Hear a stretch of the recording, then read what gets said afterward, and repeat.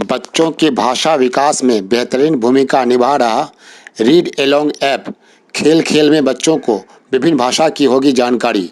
गुरुवार को पीरामल फाउंडेशन के द्वारा अनुमंडलीय अस्पताल तेघड़ा में गूगल रीड एलोंग ऐप की महत्ता को लेकर अस्पताल के चिकित्सा प्रभारी डॉक्टर रामकृष्ण के नेतृत्व में पीरामल फाउंडेशन के पदाधिकारियों के द्वारा प्रेस कॉन्फ्रेंस आयोजित की गई।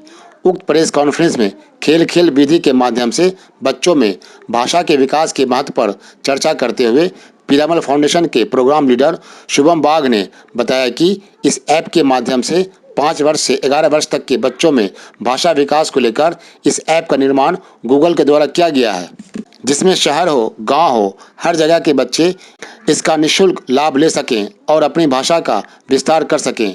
उन्होंने बताया कि इस ऐप में कुल 8 प्रकार की भाषा को सिखाया जाता है, जिसमें हिंदी, अंग्रेजी, उर्दू, बंगाली, उड़िया, कन्नड़, तेलुगु शामिल है। साथ ही हर भाषा में 1000 से भी ज़्यादा कहानी उपलब्ध है और उसमें 4 स्तर में क्रमशः अक्षर ज्ञान, शब्द ज्ञान, वाक्य ज्ञान और कहानी शामिल है। वहीं प्रोग्राम लीडर दीपक कुमार ने बताया कि इस ऐप का निर्माण शिक्षा पर क्षेत्र में बच्चों की बुनियाद साक्षरता ज्ञान को बढ़ाने हेतु निपुण भारत मिशन अंतर्गत इस ऐप का निर्माण किया गया है। वहीं आम आवाम से अपने बच्चों के बीच इस ऐप का ज़्यादा से ज़्यादा उपयोग करने की अपील की और उपयोग करते समय पार्टनर कोड 1234 बेगू के प्रयोग करने की बात कही। वहीं पीरामल के दीपक कुमार ने बताया कि इस ऐप के माध्यम से बच्चों की भाषा में बेहतरीन सुधार होने की उम्मीद है। हर 5 से 11 वर्ष तक के बच्चों के अभिभावकों को अपने बच्चों के भाषा विकास हेतु इसका उपयोग अधिक से अधिक करना चाहिए। मौके पर शुभम बाग, प्रोग्राम अधिकारी पीरामल, दीपक कुमार, DPHO पीरामल, अभिषेक तिवारी, गांधी फेलो पीरामल समेत अन्य मौजूद रहे। आज हम लोग उपस्थित हुए हैं यहाँ पर अनुमंडल अस्पताल तेघड़ा में बच्चों के कार्यक्रम के सिलसिले में और NCD प्रोग्राम के सिलसिले में, मिशन परिवार विकास के सिलसिले में।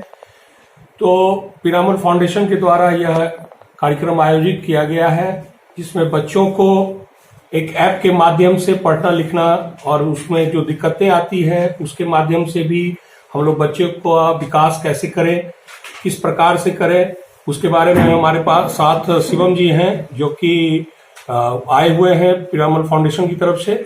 वो आपको विस्तृत रूप से जानकारी देंगे कि कैसे बच्चों का इस ऐप के माध्यम से विकास होगा, बच्चे पढ़ना लिखना कैसे सीखेंगे इस संबंध में। उसके बाद फिर NCD मिशन परिवार विकास और टेलीमेडिसिन के बारे में और SWC कैसे रन कर रहा है उसके बारे में हम थोड़ा विस्तृत रूप से बताएंगे। नमस्कार, मेरा नाम शुभम बाग है और मैं पीरामल फाउंडेशन में एज ए प्रोग्राम लीडर काम कर रहा हूँ।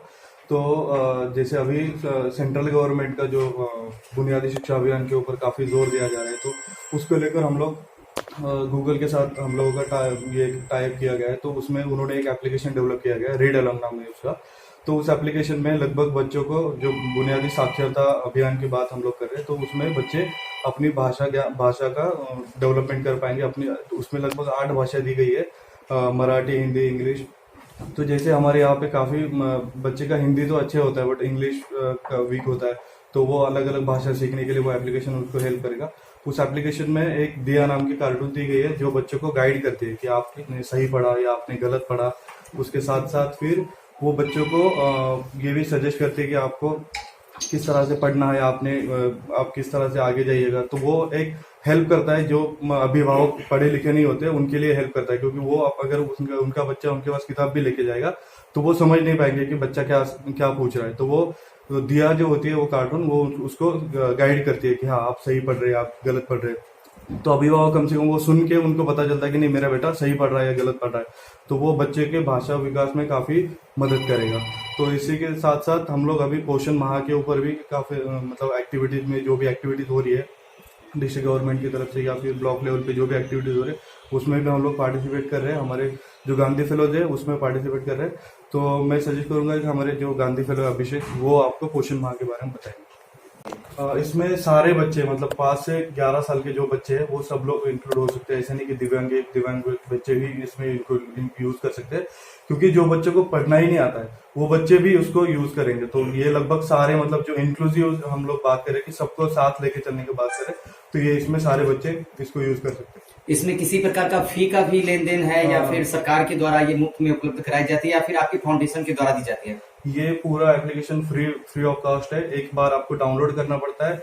सिर्फ डाउनलोड करने के लिए आपको इंटरनेट लगता है, उसके बाद कोई इंटरनेट नहीं लगता है, कोई कॉस्ट नहीं लगता है और इसको कोई फीस भी नहीं है। मेरा नाम अभिषेक तिवारी है, मैं बैच 15 का फेलो हूँ।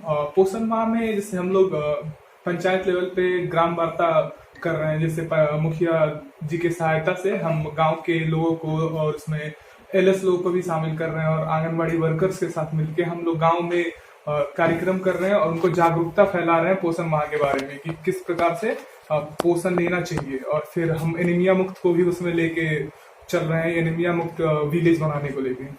तभी पोषण माह पे हम लोग ये कर रहे हैं। बाकी डिस्ट्रिक्ट लेवल से भी हम लोग जो एंगेजमेंट हो सकता है वो हम लोग कर रहे हैं और पोषण माह मेला में भी एक्टिविटी जो हो रही है उसमें भी हम लोग पार्टिसिपेट कर रहे हैं और आईसीडीएस के साथ मिलकर हम लोग पोषण माह को ड्राइव कर रहे हैं। पोषण माह के अंतर्गत क्या कुछ सामग्रियां भी आप लोगों के द्वारा बांटी जाती है? नहीं, पोषण माह के थ्रू सामग्रियां नहीं, हम अवेयरनेस फैलाने का ही काम कर रहे हैं।